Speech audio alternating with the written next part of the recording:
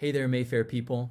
Thank you for tuning in. Thank you for joining us as we navigate these, and I use this phrase I feel like we use every day at this point in life, as we navigate these uncharted waters together. I'm happy to be doing it with you, even though this is a little different for me, and I'm sure a little different for you. Thank you for being flexible and for working with us in this moment. Although we are in a lot of different places physically today, we unite together in a spirit of worship and in the Spirit of God, and that fills me with hope, and I really hope that it does you too. I think this also gives us an opportunity to be the church, maybe in some ways that we haven't recently, or maybe that we've become unaccustomed to recently. We're finding new ways to love our neighbors and love our city, and thank you for that. Thank you for the love that you've shown to this church family and also to the people in the city that we live as we continue to try to serve them in this unknown time. A couple of years ago, I had a unique opportunity. I was working at a church camp, and at the end of the week, we had planned a big festival, like a carnival night sort of thing. We were going to have games and food trucks and activities and a dunk tank. One of the organizers came to me and asked if I would be willing to sit in that chair and let campers try to dunk me for a while. So, of course, before he could get the words out, I agreed. Yeah, that would be fantastic. Kind of a once-in-a-lifetime opportunity, it felt like at the time, to sit in a dunk tank and let people try to dunk me. One of the temptations of sitting in a dunk tank is to heckle a little bit, okay? Especially if you've been at a church camp all week and you've been a counselor, and that one kid who's really just been annoying the pants off of you walks up and picks up a softball. He's waiting for this moment and you're waiting for this moment. And it's kind of a beautiful setting for some heckling, right? So this was my situation. Here I am sitting on top of the dunk tank on this metal chair, and up walks the kid who's just been giving me the business all week, picks up the softball and looks at me with this smirk like he just can't wait to put me in the water. And he winds up and airmails the first softball completely over the full apparatus and into the field next to us. So at this moment, the heckling from my end has begun, right? Picks up the second ball and nearly puts it in the concessions trailer. So now here I am. I'm feeling really good about that third and final throw. And in this moment, I do have to admit, I learned a very valuable lesson. You can probably see where this is going.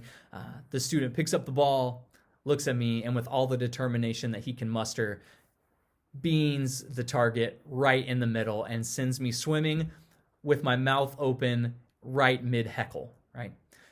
In our culture, we've said a lot of things are fickle, okay? We have a lot of phrases that talk about things that are fickle. In my experience, nothing is more fickle than the aim of a teenager. The first two could go anywhere, and then the third one can just drill the target and send you swimming. But the thing that was interesting to me is how quickly I felt comfortable up on that chair, a chair that was designed to drop me into the water, right? How quickly I felt comfortable and stable and secure on top of this chair that really at any moment could give away. We Christian people talk a lot about faith. We say a lot of cute quotes about faith, mostly typed over some beautiful picture of serene scenery and shared on Facebook or Instagram or Twitter. We say things like, if God has brought you to it, he will bring you through it. And I may not know what the future holds, but I know who holds the future. And while I'm not denying that these are good and influential and inspirational sayings, I think a lot of time they come from a very hypothetical place. It's so easy to toss out these inspirational and motivational things perched high atop the water on a metal seat. But what happens when the stability gives away? What happens when the seat drops and you get dunked in the water? What happens when the place that God has brought us to, he hasn't quite brought us through yet? What happens when that unknown future becomes a present reality? It's in these moments that we discover what and who our faith is really in. And I think we're in one of those moments right now. I think we're in one of these places where we can discover and should discover where our faith has been. I'll be honest, I've been reflecting on my own life in this time, and I've noticed that I've put my faith in some things that aren't Jesus.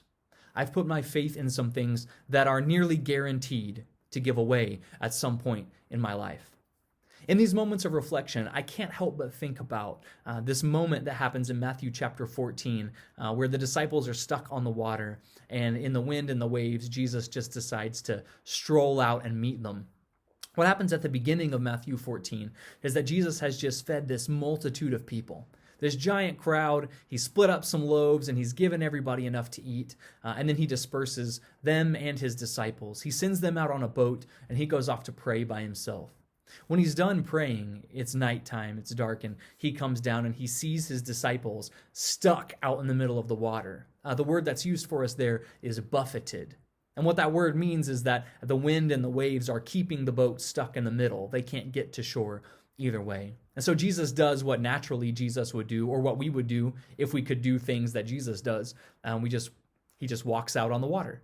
He just heads out into the middle of the water to meet them. So let's listen to what happens in Matthew 14 and verse 25. Shortly before dawn, Jesus went out to them, walking on the lake. When the disciples saw him walking on the lake, they were terrified. "It's a ghost," they said, and they cried out in fear. But Jesus immediately said to them, "Take courage, it is I. Don't be afraid." "Lord, if it's you," Peter replied, "tell me to come out on the water." "Come," Jesus said. Then Peter got down out of the boat, walked on the water, and came toward Jesus. People, Jesus is doing it in this moment. Jesus is walking on water. He is out of the boat. He is headed toward Jesus. He is a miracle in this moment. He is doing it. But then something happens. Something happens, and Peter begins to sink. And Matthew tells us what happens. Let's look at verse 30 and see what happens next. "But when he saw the wind, he was afraid, and beginning to sink, he cried out, 'Lord, save me.'" When Peter steps out of the boat, his faith is in Jesus. His eyes are fixed on Jesus. He is walking toward Jesus.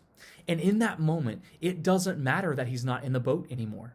It doesn't matter that the wind is swirling around him, or that the water is beneath his feet, or that the water is swirling beneath his feet. And it doesn't matter, because in that moment, his foundation is not what he's standing on. In that moment, his foundation is Jesus. But then, again, the wind is howling and the waves are moving and it distracts him. He sees the wind and he becomes afraid. And he realizes, I can't walk on water. And he starts to fall. And this is the moment where Jesus calls him, "Oh, you of little faith," right? When my faith is in something other than Jesus, it will fail me. When my faith is in the routine of my daily life, it can be shattered in a moment.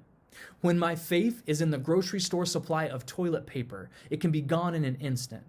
When my faith is in the solid ground beneath my feet to hold me upright, it can be gone without a moment's notice.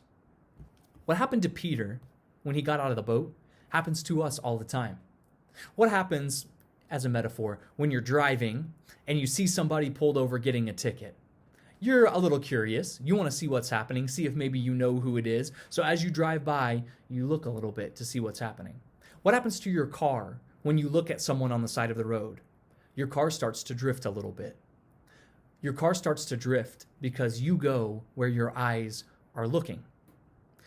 When Peter's eyes were on Jesus, he walked on water.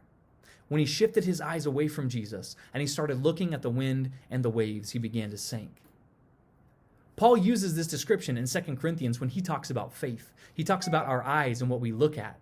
He has this line at the end of 2 Corinthians chapter 4 when he says, "We fix our eyes on what is unseen, because what is seen is temporary, but what is unseen is eternal."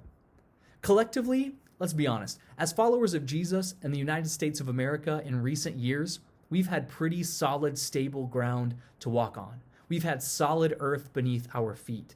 During that period, it's been really easy to put our hope and faith in a lot of other things.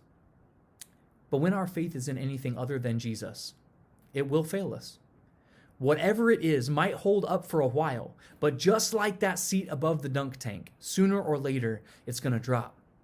Listen to the words of David in Psalm 62. "Truly my soul finds rest in God. My salvation comes from him. Truly he is my rock and my salvation. He is my fortress, and I will never be shaken. May we use this moment to evaluate the people, places, and things that we are tempted to put our faith in. None of them are the solid rock of our salvation that God is. None of them, none of those things, none of those people will ever live up to that expectation for us. And we are learning in this moment what things we have put our faith in. May we use this moment to refocus our eyes on Jesus, to refocus our gaze and our attention and our efforts on the one person who will remain steadfast for us, the one person who will hold us steady no matter what is happening in the world around us. Take a few minutes today and think about the things that we've put our faith in. Think about the things that we've put our hope in. Ask yourself, how has this last week affected my attitudes? How has it affected my ideas? And how has it affected my actions? And more importantly, what does this tell me about where my faith is placed? What does this tell me about my relationship with Jesus and what I've really put my trust in? Close this morning with a prayer. Pray for peace, pray for rest, pray for our world and for everything that's going on in it. And let me challenge us to say a scary prayer, if you will. Pray that God would uproot the other things in our lives that we have been tempted to put our faith in. There are things right now that we have our faith in that are not Jesus. Ask God to uproot them and place himself back on top of our priority list, back where he should be, back as the object of our faith and our trust and our hope. If there's anything we can do to help you this week, please call up to the church office or email me or call me and let me know if there's any way we can help or anything we can do for you. We're praying for you, and our hope is in God and in God alone. Stay tuned for updates, and I hope we get to see each other soon. Thank you.